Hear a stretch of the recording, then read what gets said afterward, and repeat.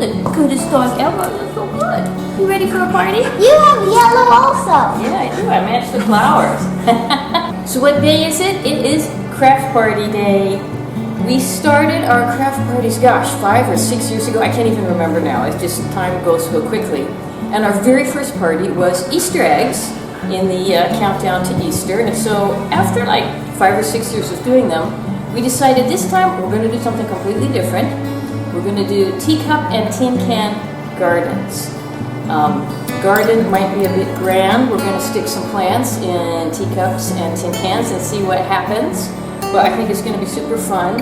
Of course, whenever we do a new project, we have to work out the logistics. So, do we have enough soil? Do we have enough containers? Are people going to like the containers? And in particular, do we have enough plants? Because, you know, when we're working with our sequins and our beads and our ribbon, if there's anything left over, we just put it in the supply closet and we use it next time. But because the plants, you know, they're perishable, we want to have enough that everyone can have a blast. But we really don't want anything left over. So, you know, everything is still being gauged. We're going to see how it works out, try and take some notes because I think we will be doing this again.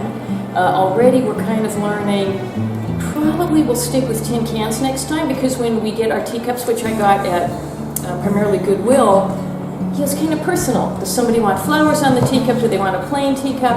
Whereas tin cans, you can decorate them, don't decorate them. So already we're thinking in the future we will stick to the tin cans.